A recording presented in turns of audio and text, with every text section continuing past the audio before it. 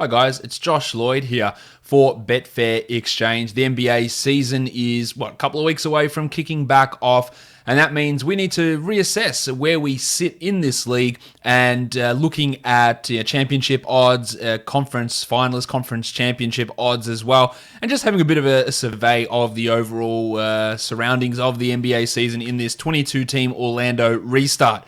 For a lot of the teams going down to the Orlando bubble, and we had good news today about no positive tests in the last week, which is fantastic news, and hopefully the bubble can stay secure for the next 3 months while the season wraps up. All these teams down there going to play this 8-game regular season now as well, just to get teams, ready for the playoffs and finalize the last playoff spot. Most likely just the 8th seed in the Western Conference, and probably nothing changes in the East, with Brooklyn and Washington sending very depleted squads down to Orlando. Some of it will just be shuffling for seeding within those other positions as well.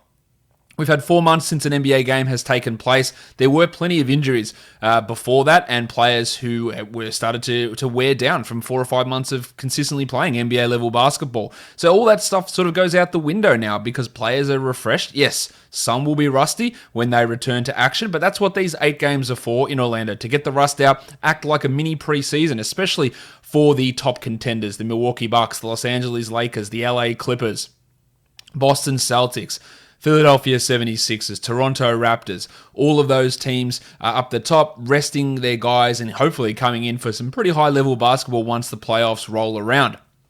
Over on the Betfair Exchange, in terms of looking at futures, we can look at the winners of the Western Conference, the winners of the Eastern Conference, and the NBA Championship. I'm going to be touching on that soon, but let's just have a look at some of the news around the league. For the Los Angeles Lakers, Avery Bradley won't be attending the Orlando bubble. Rajon Rondo is also injured, but I would argue that actually helps the Lakers because he is one of the worst players in the league and definitely the worst guard on their roster, so not having to play him might actually help their squad. The Clippers team is fully healthy, although Montrezl Harrell did have to leave the bubble for a personal issue. Hopefully he's returning soon.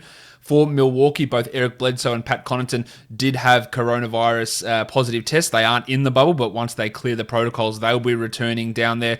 Toronto looking healthy. Philadelphia looking healthy as well. Remember, when the season ended, Ben Simmons was out with a back injury, which is probably going to cost him the first round of the playoffs. Joel Embiid had also just returned from injury, and Al Horford was dealing with knee problems. All those guys are fit and healthy now, and the Sixers are going with a new lineup. They're going to be starting Shake Milton over Al Horford, pushing Ben Simmons more to the 4. And if that shooting of Milton out there, who is a 40% three-point shooter, works for Philadelphia, they are really an intriguing team with this lineup if it is able to click. So they are absolutely someone that I want to take a look at. The troubling sign, I guess, for Boston is Kemba Walker is still dealing with some knee discomfort. He was missing games prior to the season's shutdown, and he's still dealing with some discomfort there, so that is somewhat of a concern. Miami is fully healthy and ready to go. Jimmy Butler was missing the last couple of games before the season shut down, while in Indiana, initially, it was reported that Victor Oladipo would not be returning, would not be playing in this NBA restart. Now, it looks like he's maybe changing his mind, and he could be down in action there. Not that Indiana necessarily has a great chance of winning the title, but it does help them be more competitive. Brooklyn's going to be without Spencer Dinwiddie, DeAndre Jordan, Kevin Durant, of course, and Kyrie Irving, and Bradley Beal and Davis Bertans, that's how you pronounce it, not attending for the Wizards. In the Western Conference, Bojan Bogdanovic, his absence hurts the Utah Jazz. He had wrist surgery. That's a real tough blow there, while Zion Williamson had to leave the bubble to attend a family emergency as well. So hopefully he is able to get back in and help the Pelicans push to at least a play-in game against the Grizzlies.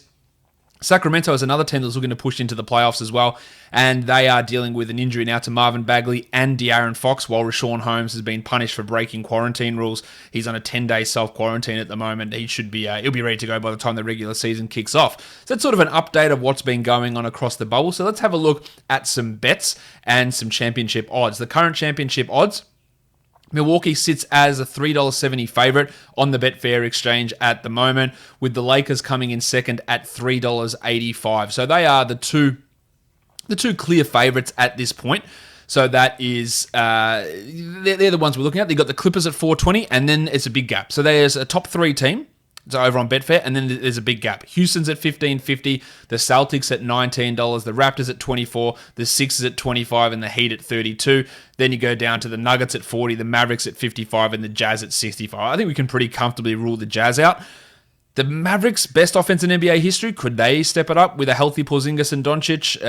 That might be tough for them. They are missing Courtney Lee, Willie Cauley-Stein, Jalen Brunson, and Dwight Powell out of guys that have played minutes for them this season, so that might be a tough ask. But what I really want to look at here is the up the top end here. Now, LeBron dealt with significant groin injuries last season. He was sort of okay this year, but you can see he was sort of wearing down a little bit. And Anthony Davis, always going to have problems with his shoulder.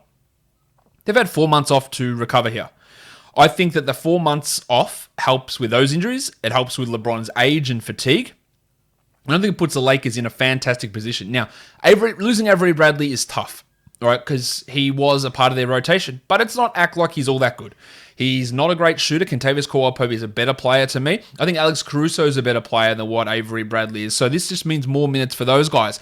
I don't expect J.R. Smith or Dion Waiters to be massive parts of the rotation. Maybe in the 8 seeding game portion they'll play minutes, but they're not going to be huge playoff threats, I wouldn't think. It's going to be KCP, it's going to be LeBron, it's going to be Danny Green, it's going to be Caruso who held the bulk of those minutes. And I think KCP and Caruso are decent enough players to get that done.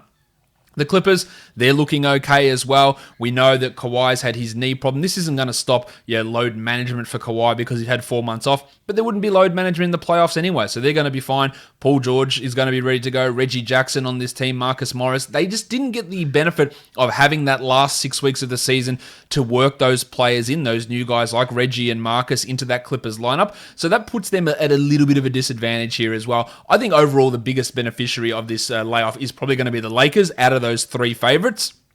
And at 385 on Betfair, I think it does make them a pretty decent championship bet. If you want to ease back a bit, Houston is a wild card because the small ball lineups, which they are going heavily into, is really high variance. So at 1550 as 4th favorite, I don't think I necessarily buy them as being the 4th favorite there, but in terms of teams that could really step it up with some weird play, they're an option here. We know that James Harden and Russell Westbrook get played a lot of minutes during the regular season. They've had 4 months off to recuperate, and a common theme with D'Antoni teams is he pushes these guys too hard in the regular season. Therefore, when it comes to the playoffs, they're fatigued. No more excuses for that anymore. They've got all this time off. So can Houston be a threat? I think they're a decent value pick there.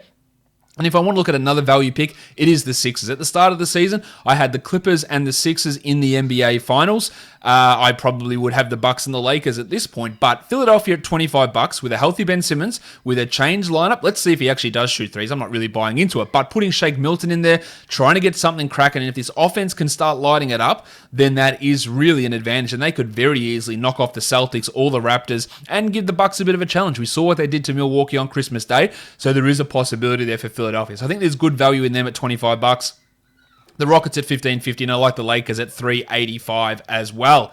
If we have a look just at the conference championship odds, the Lakers coming in at $2.48 in the West, and the Clippers at $2.70. Really, far and away ahead of everyone else. The Rockets now at 11 and the Nuggets at 11.5. But the fact that the Nuggets and the Rockets are at similar odds makes me go that Houston is a nice long shot there, and the Lakers at $2.48. I still think there is some value there for them in that Western Conference championship area. For the Eastern Conference, you've got the Bucks at $1.71. I think they should be red-hot favorites to come out there. So I think $1.71, although there's not much fat in that, I think that is worth looking at. And again, we look at Philadelphia at $8.40. It's interesting to me that Miami is $8.20 on Betfair to win the Eastern Conference, while Miami is just $10. That's a weird number to me. So it's also weird that Brooklyn's $8.20 on the Betfair Exchange. We definitely don't want them to win the Eastern Conference. They're not going to win. But $10 for Miami is absolutely something that is marginally interesting. But I think that $8.40 for Philadelphia and the $1.71 for Milwaukee, the value probably sits in Milwaukee at $1.71. Or not the value, the certainty in it if you're going to be wagering big amounts. So that is my thoughts on the NBA restart here down in Orlando. I've got the Lakers, the Sixers. There's some pretty good value options there. The Clippers and the Bucks, probably the other two teams that I'd put into the mix as players to have a look at for the NBA Championship. So, guys, don't forget, head across to the Betfair Exchange. Betfair is your home of NBA betting.